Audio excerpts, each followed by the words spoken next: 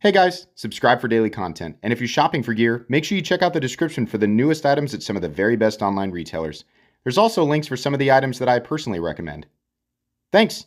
What's going on YouTube? Metal Complex here, and today I've got another interesting knife review / knife overview to share with you guys. This is the Maxace Peregrine II, a much less expensive option than the original Peregrine one, which is, in all fairness, a more premium knife.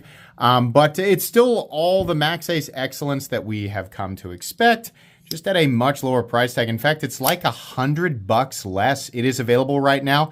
I will link it right down in the description. A couple of different configurations.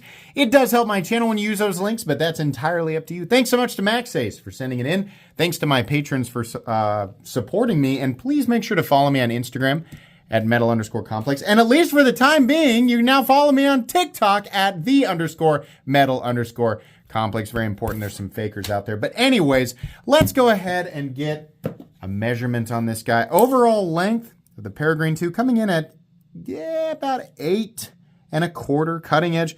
I'm going to call that 3.65 inches. Cutting edge. Just shy of 3.5, 3.35, something like that. Let's do some size comparisons up against the original Peregrine. Is it the same size? Actually, I think it's just a hair longer. That's what it looks like to me. The original Peregrine comes in, God, it's just really oddly. Yeah, you know what? The actual overall length of the Peregrine II is like 8.35.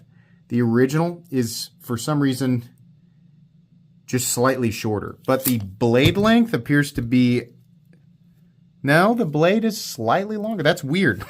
I didn't know that until just now. For some reason, they made this one slightly bigger. I think it's essentially trivial. We'll come back to that one. Let's go ahead and do some other size comparisons. Any custom scales you find in this section can be found down in the description under Original Goat and Others. Up against the AD-10 and the AD-20.5, it is obviously a much slimmer overall knife than the AD-10, longer than the AD-20.5. Let's go ahead and put it up against the Spyderco PM2. Comparable in overall length to the Spyderco PM2, definitely longer than the Pear 3, but it does have quite a bit more cutting edge, I believe. Yeah, quite a bit more cutting edge than the Spyderco PM2. And then finally, let's put it up against the Benchmade Griptilian, or in this case, the Ritter Hogue and the Hogue Deca. Sorry, we're kind of angled there a little bit. How's the action? Well, it's not going to feel like a lot of modern bearing knives, and that's because it doesn't run on bearings. It runs on phosphor bronze, as does the original. These knives, especially the first one, has really been compared a lot with the Sebenza, and it's not just the aesthetic, it's the fact that it runs on phosphor bronze, which, by the way, is not a pivot system that should exclusively be put in budget knives. There's a lot of people out there who believe that bearings should only exist in expensive knives and washers should only exist in inexpensive knives, and that is not how that works.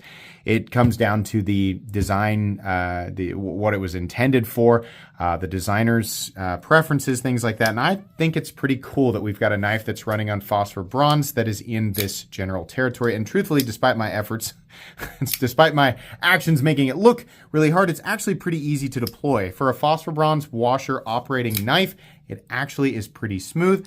I'll admit it doesn't feel quite as smooth as this one, but then again, I have played with this one a lot, and I would imagine it has broken in. The benefit to phosphor bronze is you have the debris doesn't have nearly as much access to the pivot, which really only matters if you work in the dirtiest, dustiest environments. And even then, you'll hear countless people say, I've had my bearing operating knife, in the metal shaving factory for 140 years, and I've never had a problem, right? So it's circumstantial. But generally speaking, phosphor bronze washers do a better job of keeping debris out of the pivot. You'll just have to ask yourself how often that's a problem for you. The action is good for a phosphor bronze operating knife, but it will not feel like bearings, not at all. Access to the lock bar is good, and the D10 is also good. The thumb stud is kind of like a big doorknob. It's okay. I find myself slipping off of it here and there. I think the one on the original was better because it's stepped and you just get a little more traction, but yeah, it's not really that big of a deal.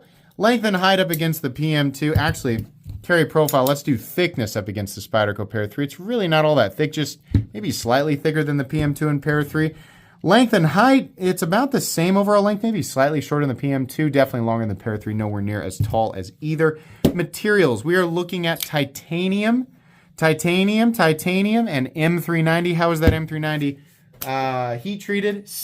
59 to 61 according to their website, which isn't perfect, but it is the industry standard, and I will take it. I would rather it be that than some companies trying to pass off, properly heat-treated M390 in the 58 to 60 department, which I don't agree with. But we do have, we have no internal milling.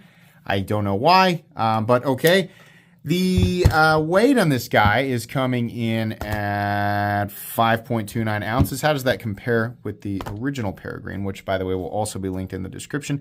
This guy is coming in a little less because we have these slots milled out to accept the carbon fiber inlays, and that's quite a bit of carbon fiber replacing titanium, so you end up with a little bit less weight there.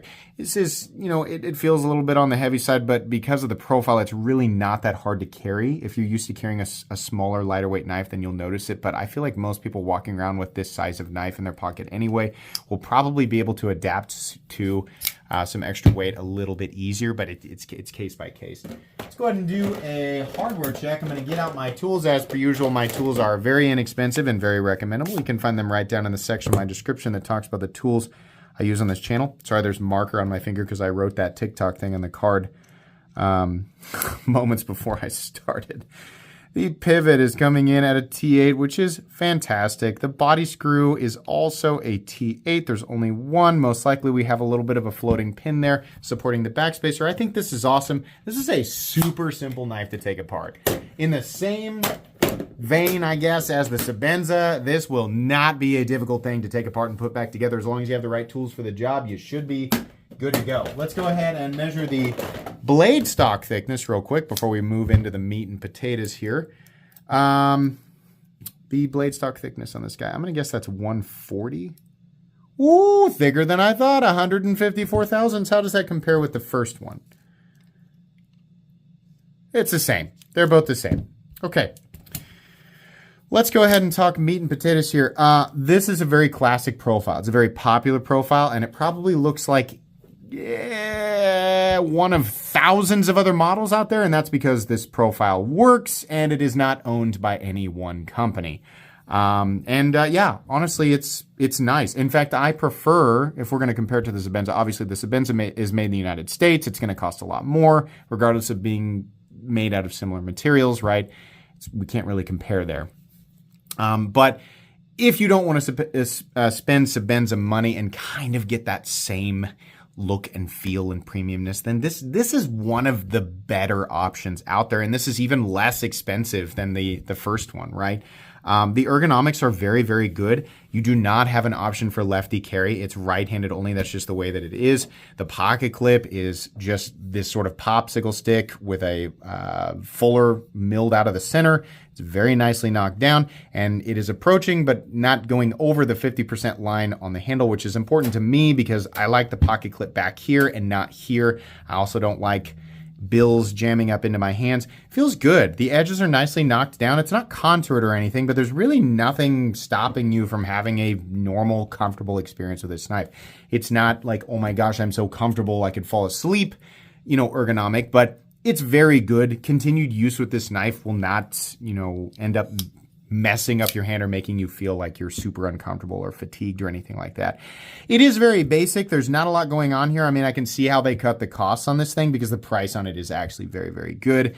The titanium, no inlays, just a couple of spots milled out and some holes in there, right? They've got a little pivot color. They gave it a little bit of pizzazz on both sides, added the colored backspacer and pocket clip, and that's nice. There's another version of this knife with some darkened titanium, but you still get a little bit of personality. Still not sure why they added the front flipper. I really hate the front flipper on this. I don't think that there's enough traction on the jimping. I don't think I'm getting the right amount of leverage, and because there's extra friction with the phosphor bronze washers, it just doesn't operate in a satisfying way. Fortunately, you can just ignore it and use the thumb stud, which is only on one side, but it is a right-handed knife and it won't go on the left side anyway because the frame lock is covering it. So there you go. For some reason, they had to write Peregrine right there, but all right. I mean, it says Maxace and Peregrine when it's folded, but when it's locked out, you don't see any of that. So I don't know. I think that's kind of nice. Why did they do a compound grind on this one? I have no idea. It does add some personality to this version, right? Which is lacking in overall personality and shininess, and not necessarily personality, just that luxury look, right? That super high polished ZDP 189 that's clad in whatever it is, probably something stainless and tough, right? But it's got that cool factor, right? This would have been lacking in cool factor and, would have just looked a little more plain. But I feel like a lot of people would have just gone, yeah, just give me the plain drop point blade, right? So it's going to come down to preference. If you think the compound grind thing looks cool, then you might like this. And there's a little bit of a benefit here. I mean, you have a thinner edge up front. And truthfully, that initial edge is actually a little bit thinner than on the standard one. But this one didn't have an issue cutting anyway. And then it's slightly thicker out here. In fact, it's quite a bit thicker out here versus this guy. This is, it's down at the point where I'm not sure I'd be able to tell. It does feel a little thinner, but then again, the grind doesn't necessarily start any higher. So just back to back on something simple like paper. Yeah, you know what? I can't tell any difference. This one has the same cutting edge essentially all the way out to the tip. This one has a thicker edge, different grind, it's compound. Will you make use of that in a day-to-day sort of generic EDC setting? Not likely. Some people who have very specific day-to-days or occupations, you might make more use of a compound grind, right? It's going to benefit some people and it's going to hinder other people. I think for the most part, you can almost just kind of ignore that it's there. You might notice it if you're breaking down cardboard boxes and really using that full length, right? But I don't know. It's weird to me that they did that, but it's also not the biggest problem in the world. I don't know. As more of a design reviewer, I kind of appreciate that this one's got something different going for it, but I don't know what else to say about it, honestly. The flat runs out about 85% the length of the blade. We have a nice swedge up here. Obviously, one of the places where they saved a little bit was the blade steel. I have to imagine at this point, M390 is going to cost a little bit less on their end versus clad, high polished ZDP 189, right? It's just my guess. I honestly don't know that for sure. But the finish on the blade is obviously nothing spectacular. So that costs them a little bit less time and or money, right? Or both, however you want to think of that. But that's one of the ways that they cut the cost down a little bit. And that's fine, right? For people who don't need the fancy, don't need the shiny, I think that's perfectly fine that they did it that way. There's not really much else to say about the handle. We have a plain backspacer. The pocket clip is nested into the titanium and the hardware for the pocket clip is hidden. The pocket clip is essentially the same. There's nothing different there. They did do away with the screw on the outside for the stop pin, which is a good idea because why do we even need that? Just make it floating, right? So that was a good move. That's one thing it's actually got above the standard version, but it's not that big of a deal. We do have a steel lock bar insert on this guy that is doubling as the over travel stop. You just can't see it because there's no screw on the outside, right? It's all accessed via the inside, so I guess you could call that kind of a benefit as well. They did a little extra little milling tube right here. I don't know what, it's little teeny tiny little details, right? But it's cool. Some people appreciate that. The stop pin on this guy is, sorry, I'm trying to pull that out there and the detent's working against me. Stop pin's located right here, which is essentially the same as the other one. The front flipper is shaped a little bit differently. You can see there.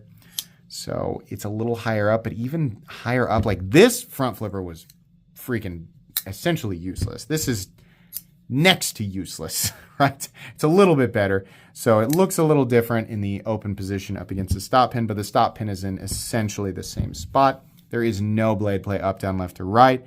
There is no lock stick. There's no double clutch or pivot lash. And it's as smooth as you might expect from phosphor bronze. But again, like I said, this one feels a little smoother probably because it broke in. The detent, honestly, it's real nice, real clicky, and it is centered. I, didn't have any real issues carrying this. Didn't notice anything massively different between this one and this one, other than this one just felt a little less flashy coming in and out of my pocket. Cutting things, I don't do anything crazy, specific. I try to remind my audience of this because I think some people assume that I present myself as a master user of pocket knives, and I'm not. I've maintained for the entirety of my time on YouTube that I am a regular Joe who uses knives for regular tasks, and I like to review the design more than anything. As far as determining whether or not a knife is going to be dependable, it's pretty easy nowadays. I feel like anybody can do that, right? We know the brands that are creating the dependable stuff, and if you don't know, you kind of figure it out pretty easily. Maxace is one of those companies that's going to make a dependable product that's not going to, disengage under normal circumstances, not going to fatigue or, not going to break down, fall apart. This is a good knife, right? The compound grind might slow you down a little bit on cardboard if you're like me and just use it for regular stuff. If it's more specific stuff, then maybe you'll have more of a problem, right? You'll kind of have to, if you're in that situation, you use knives a lot, you probably know what you do and don't like. So you just kind of have to ask yourself. The best thing about this knife is the price tag, because we do get that full-on Maxace, like super premium feeling. And the machining is very, very good. They just didn't do all of the fancy stuff, right? They didn't do the same material for the blade. They didn't do the inlays. They didn't do the polish on the blade, right? If they skipped out anywhere else, I'm not aware of it. Outside of the action, which again, could just be that this one's broken in a little bit. This guy's $188, and aside from a couple of quirky little things, I can't really complain about that. I wish that it had a mounting position for lefties. And honestly, I wish they'd just do away with that front flipper. And I also wish there was a thumb stud on the other side, but there isn't. Those are all minor things from my perspective, right? I mean, unless you're left-handed, that's a big problem. But truthfully, it's a good knife. This guy, I thought this guy was pretty good at like 280. Maybe they are a little bit less. This guy's 188. Yeah.